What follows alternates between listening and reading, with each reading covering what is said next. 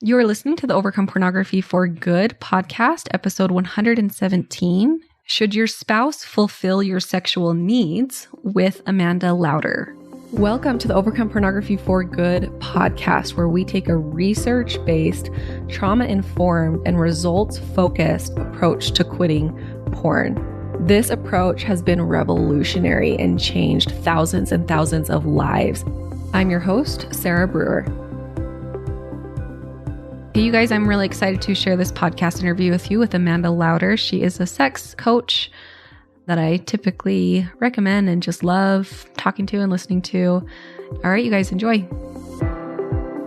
Hey, everyone. Welcome to the podcast this week. This week, I'm so excited to have Amanda Louder. If you're in the program, you hear me talk about her and I send people to you.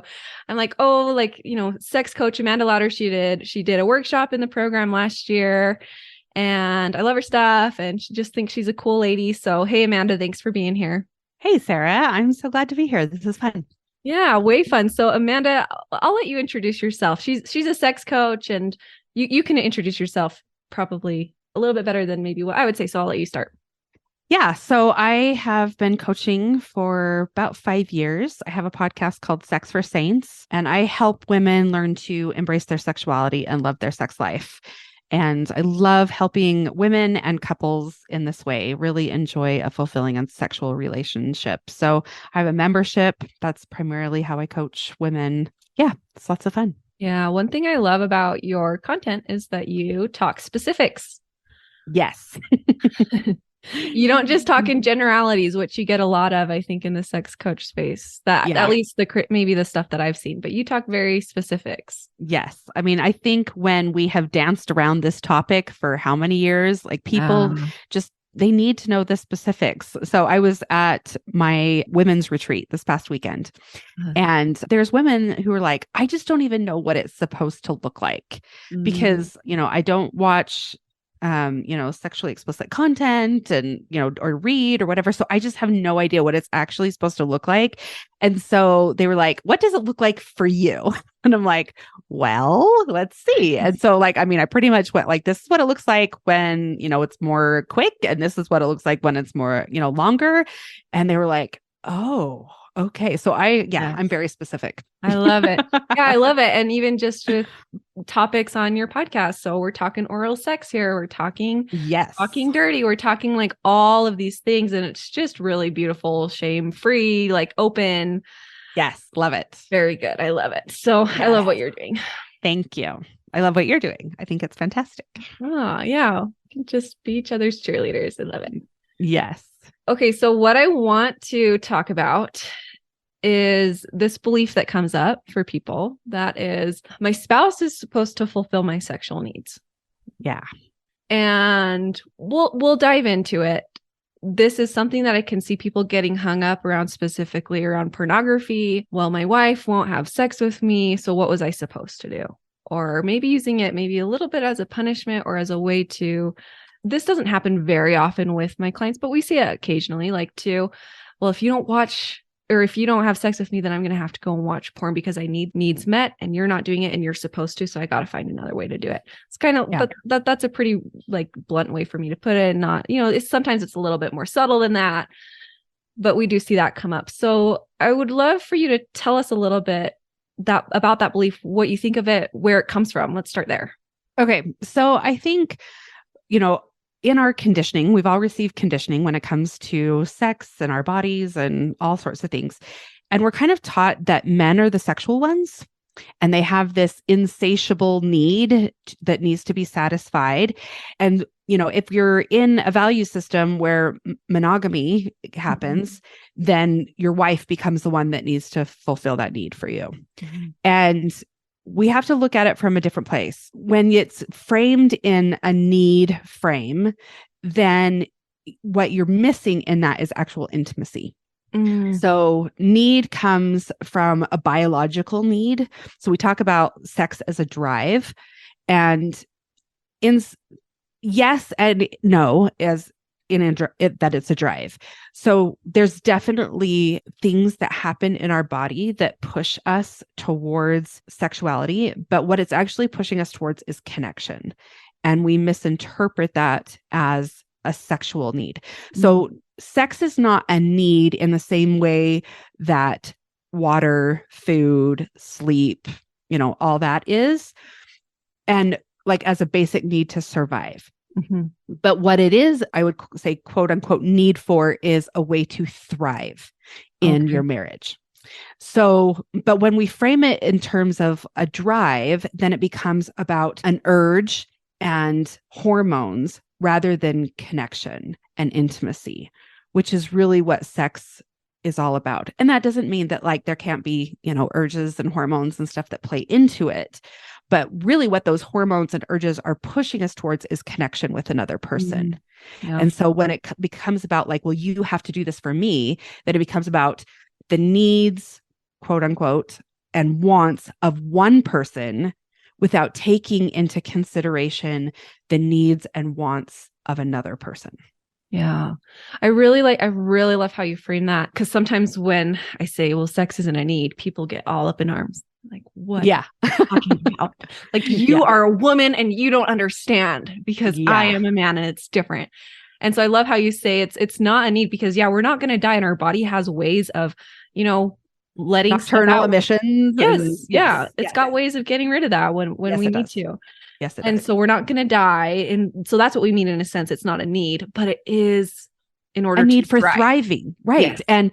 And really in a marriage, I mean, it's what makes the marriage different than any other relationship that you have. But when you're framing it as like, I need you to do this for me, you're not taking into consideration the other person wants and needs. And so, we have to look at it. So men have a physiological response that pushes them towards sex and connection that way. For men, they have a tremendous amount of testosterone, most of them. So average is about 1,000 nanograms per deciliter.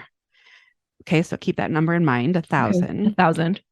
Women at the age of 18 have 76. Oh. And by the time we're 40, it's half that. Oh, wow. So women don't have that same urge and physiological push towards sex. And we've also been conditioned that connection for men looks like physical.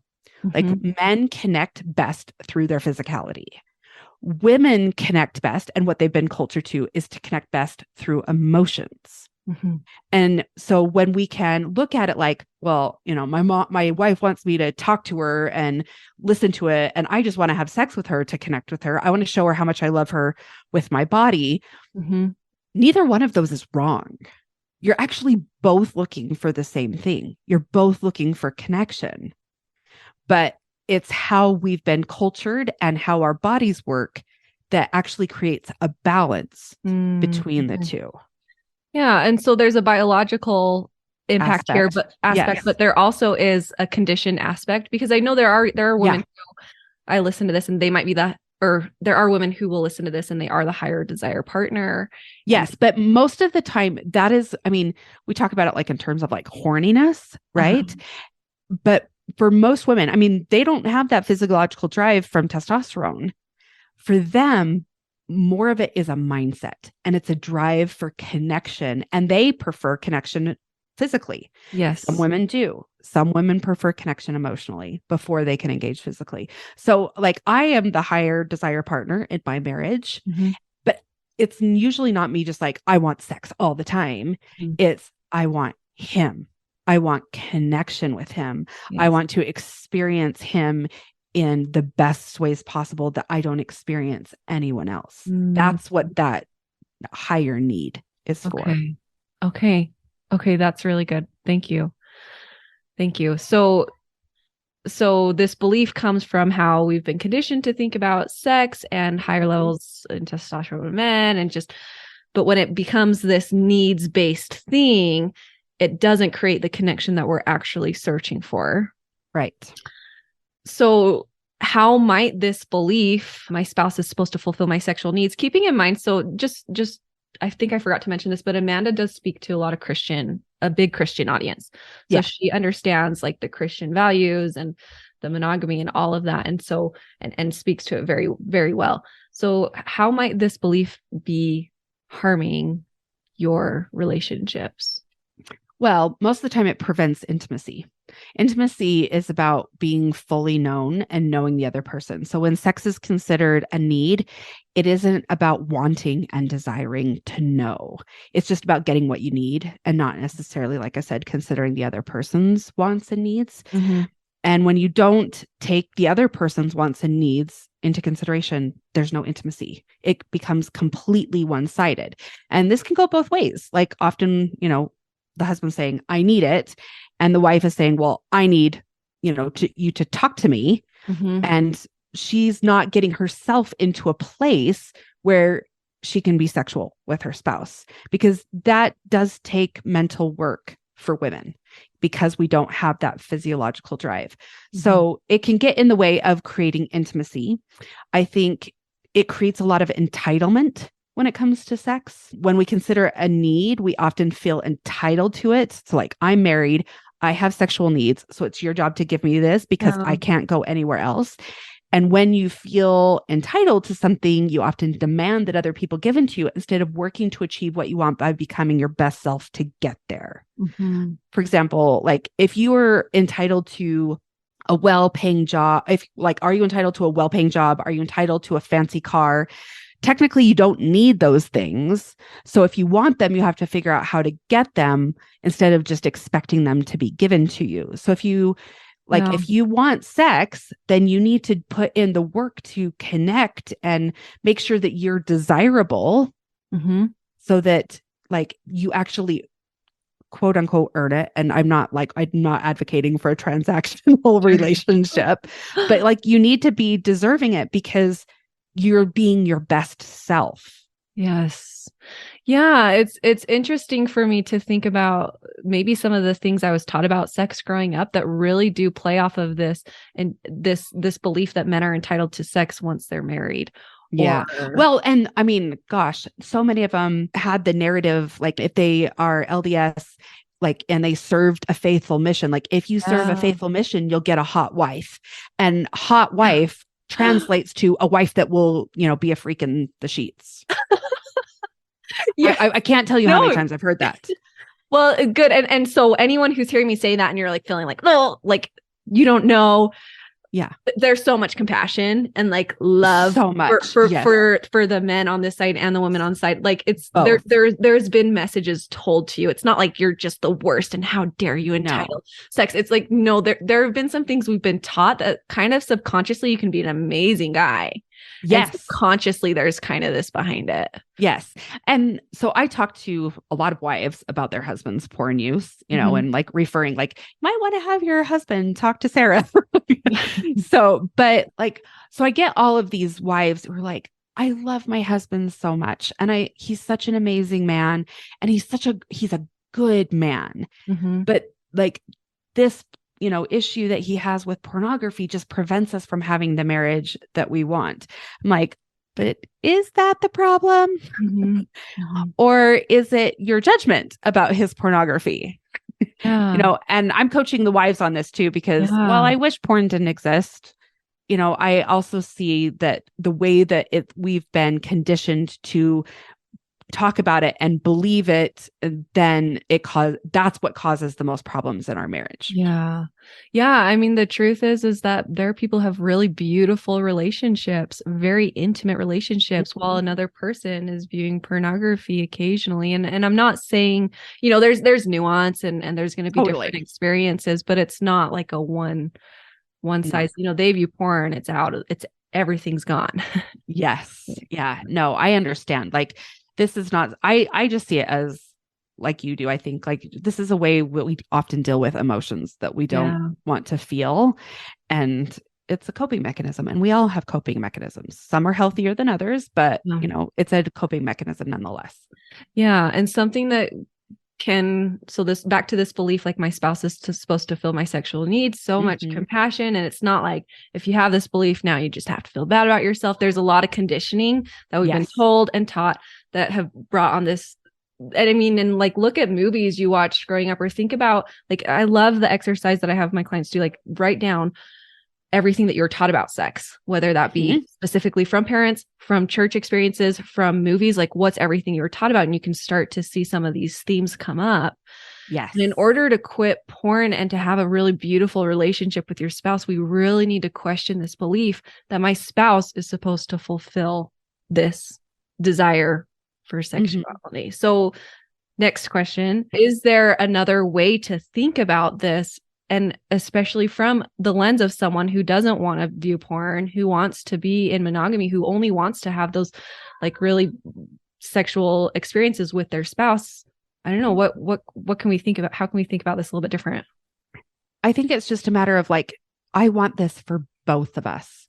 So, you know, what do I need to do to be desirable? How do I show up in this relationship as my best self to make it easier for my wife to actually want this too? You know, when I'm looking for her to, what we call it, like caretake me, like she needs to take care of me. Just, you know, little fun fact, women are not biologically attracted to people we have to take care of. Which is good. Yeah, it's a good thing. But if you know, she's like, now I have to take care of him and move into this caretaking role, that's not sexy. No. And so, you know, when you're like, you know, I'm here, I want you, I love you, and I'll be okay if you decide not to engage with me, then we can move out of that caretaking role and she can move into her role of, no, this is actually what I want for myself and for us, not just to take care of you. But it's really about, you know, you stepping up and being like, I'm going to be okay, whether we have sex or not, but it's something I really want for the both of us. Yes. Yeah, beautiful. I love that. Can you talk a little bit about this idea too of owning your sexuality? So your sexuality is yours, your spouse's is hers, and we're coming together and maybe creating like a really beautiful relationship while we're each owning our own. How do you think this relates to that, or thoughts about that? Yeah, well, we've kind of been conditioned to believe that our spouse owns our sexuality. You know, like we're going to give it to them on our wedding night, or like it's something. And like we talk about like losing our virginity. Well, then we're losing a part of ourselves. And just the language we use, right, for both men and women has really reflected that. So it's like everywhere. It's everywhere. It's everywhere. But like your sexuality was a gift to you. You have had it since the moment you were created. And then you can choose to share that with another person or not. And it's not the other person's responsibility. It's your own responsibility to manage and understand and, you know, embrace and use in a way that's going to connect you to others rather than, you know, in a way that will keep you disconnected. Yeah. So good. I just did a panel at BYU and heard one of the speakers there was talking about that specific language around connection. So we've used porn and like our porn user or porn habit or whatever in ways to disconnect from people for so long. What if we use that as a way to connect with people? And so when we're talking about it, instead of doing it like with our person, this was kind of the idea, like instead of doing it like from a confession point, what if we did it as like a connection point? Yes. Oh, isn't that good? So good. So good. I mean, it is. We have a biological need to connect with others and to have that intimacy, and that sexual intimacy like is meant for us to connect with our spouse. And like, that's really what it's meant for. Is we don't, you know, within our value system, we don't connect that way with anyone else. And when we turn away from that and we're using our sexuality in ways that that actually disconnects us from our spouse, then it becomes, you know, about one person instead of both people, and really creating a beautiful connection between the two of you. Yeah. Okay. So I'm hearing someone listening to this and they're saying, okay, but my wife never wants sex and we haven't had sex for a long time. Yeah. And I have these like even if you say like I don't need it, I'm still having like these feelings like where I need a sexual release. Like, what do I do? I say ask your wife. And if she doesn't, give yourself permission to engage with your sexuality on your own without including pornography. Yeah. Okay. So tell us, like, let's be specific. What do you mean? Masturbation. Yeah. Okay. I think those two, I think pornography and masturbation are too closely entangled for most people, and they really are two very separate things. Yes. Like, I think you can masturbate thinking about your spouse and have it be sexually connecting, even if they don't want to be part of it. Yeah. Okay. So I can hear some people being like, well, wait, but I learned. This is a whole other topic, right? Yeah. I have lots of podcasts on this. So go listen to Amanda's topics on masturbation. But wait, I learned masturbation is a big no-no. Yeah. What would you say? You're an adult. You got to figure it out. Right. We talk about masturbation as, mostly what we're talking about is aimed at teenagers and, using their sexuality in a way that like they don't have a partner. Right. But so while, you can be okay as a teenager, but like really that doesn't even apply to you as a married adult. Yeah. And you get to decide as a married adult what that looks like for you. And I love being able to come together as partners and talk about what masturbation might look like in your marriage. And your spouse could be like, absolutely not. But if like, this isn't, because that's also a way for them to try and control your sexuality. Yeah. And if it's coming from the best in you and you're using masturbation, and thinking about your spouse in that way, I don't see any problem with it, even if your spouse doesn't agree. Yeah. So I love just coming back to this idea, like the goal here is connection. Yep. And if we're like holding back because our spouse is supposed to give it to us, that's not connection. No. If we're using masturbation as a way to punish or disconnect from our spouse, that's doing it in secret. Doing it in secret. Yeah. Or doing it instead of, because like if sex with your spouse is too vulnerable. Yeah. Or like really turning away from intimacy and connection. If we're using masturbation in that way, I don't think that's a good thing. Yeah. Yeah, beautiful. But if we're keeping that like result of connection focus, my spouse, like I'm not going to force or punish my spouse or like get a little like turn my cheek and be a little bit like resentful because they're not having sex with me. I'm not going to do that. And so maybe I haven't had sex in a long, long time and I need to release.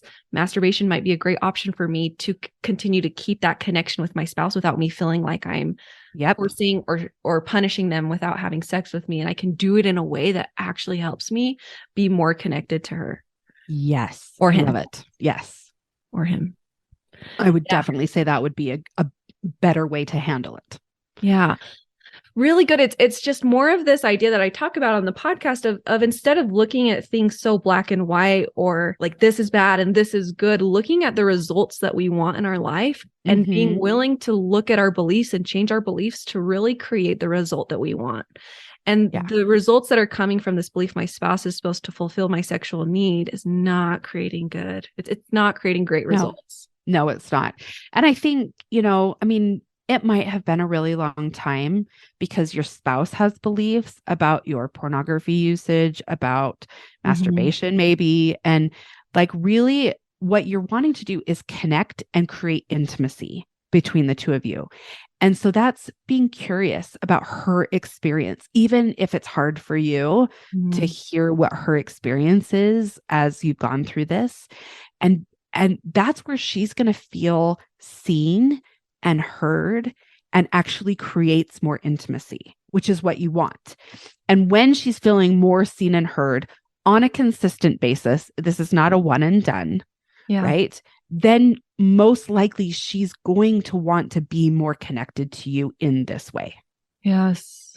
And she might have to come work with me and come figure out her own part of this and Yeah. what's holding her back from wanting to connect sexually, right? So it really takes both people being willing to look at their own piece of this Mm-hmm. and deal with it. Like that self-confrontation part is so hard, but really looking at our own place in doing this and then working to come together. Yeah, really good. Oh, I love it. Love this conversation. And it sounds like, with this conditioning that we've been taught to see sexuality as like it's theirs and theirs is mine, Mm-hmm. it's created a lot of problems. Yep. And for us to take a step back and to own it and own it as mine, and she's owning hers as hers, and then we come together like that's creating the relationship that we really desire and really want. Well, and we know based on what we've been taught that agency is a really important part of, our life and being here on earth. And if you are trying to control your spouse's sexuality, that's not agency. Mm. And Ooh, so yeah. we really have to look at like On both sides too. both sides, Yeah. both sides. Yes. And so, really being agents where we're acting according to our integrity and our values and working towards a common goal that we can share together like that, and creating the space and the freedom to do so without feeling manipulated or having to caretake or, like validate your spouse or whatever, like really looking at like, this is mine and I'm choosing to share it with you. Yeah. That creates the best sexual relationships. Oh, so good. And then, I mean, from like a spouse point of view, it's not that fun to have sex, like duty sex. No, I like women who tell me they're having duty sex. I'm like, stop right now. Don't do it. Yeah. And that might mean not having sex for a while until you can get to a place where you actually want to do it and you're not just doing it, for him. Yeah. And the spouse on the receiving side of that can feel it when it's duty sex Because too. it's not connecting. It's not Yeah. connecting. Like, even though you're having sex, it's not the actual sex that you want because Yeah. it's not connecting for either one. So good. Okay, so tell us about you and like, okay, well, let me say that again. Okay, so tell us if the spouse who is struggling with this is listening to this, or someone listening to this and their spouse, they know their spouse wants help and wants work with this and wants to find their sexuality, wants to start, from the wife. And I say wife, but really it could be husband It or could be. whoever. Yeah, I right? primarily just work with women. I work with men sometimes in conjunction with their wives, but really my program right now is geared towards just women. But I may be opening up a men's cohort Cool. in the next little while. So just something to think about. But yeah, it really is for what I do is for women mainly. Okay. So tell us about that. Tell us about your program. So, like I said, I have a membership. It's you come in, you watch a few video courses, there's weekly coaching. You can, once you're in my membership, you can actually do private coaching with me, but you have to be in the membership first because you're getting that foundation in the membership of all of the things that I teach. So I know like most of us didn't have a comprehensive sex education. Yeah. So not only am I teaching mindfulness and mindset, but I'm teaching, I'm educating because we don't have a comprehensive sex education. So we work on relationship with self, we work on relationship with our spouse, we work on our relationship with our sexuality as 3 separate parts. Love it. And then I've done work to be trauma informed and also do somatic work. So a lot of times we're trying to change our mindset and the mindset piece is just not working. Yes. And we actually need to go into the body and figure out what's going on in the body and try and integrate that so that then we can really work on more of the mindset piece. So I do that more in private sessions. Cool. So, but yeah, so it's just, there's a private podcast for the people that are in the membership, monthly classes where either me or outside coaches that I bring in teach on different topics, and just, we work on everything. So nice. Love it. Where would they find that? What's the so you website? just go to amandalauder.com/membership to look at all the different details and everything you learn and get in there. It's $49 a month. So it's like super cheap. A great deal. Yeah. Or you can pay $4.99 for an entire year. But most people come and they stay because they just get a lot of value. Well, it sounds like a no-brainer. I mean, yeah, it really is.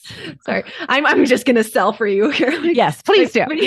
Yes. Because, and I actually have like a ton of coaches in there too, because even though they know some of these things are like mindset piece and stuff already, it often is one of the last pieces that we work on in ourselves. And so like I have a good number of people in there and it's really, I mean, we have a lot of fun too. I mean, what's not to love when you get to talk about sex all day?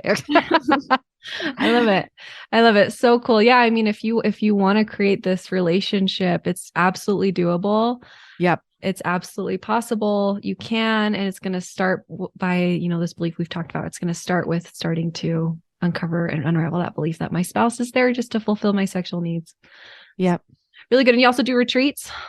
I do. So I just got home just barely from my women's retreat. It was amazing. It's called Embrace You, which is what my program is called as well. Really embracing all of yourself, including your sexuality. So we do a lot of, self-work and understanding who we are at our core and healing a lot of those beliefs that we have about ourselves. And then working on the sexual part of ourselves. And everything that I do at the retreat is very intentional. So I do boudoir photography for all of my clients. And sure, they can give it to their spouse and that's fun, but it's really for them and to start seeing themselves in a new and different way. And we had this really fun group this past week. Like this is my 4th women's retreat and, it's different every single time, but this group, they're always so nervous at first. Like, I don't know if I can do it. But I have a fantastic team of hair and makeup people that just make the women look their best. I have amazing photographers that just know how to position them and how to show off the assets and different things. So fun. And then Saturday night before we end, everybody's given the option to include a couple of pictures in a slideshow that we watch with everyone. And we just get to whoop and holler and everything and cheer everybody on. Cause every single woman, doesn't matter what size or shape or anything, is so incredibly beautiful. Yes. And it's so fun to see that. And I have to be honest, at the end, almost all the women did the slideshow and many of them were fully nude.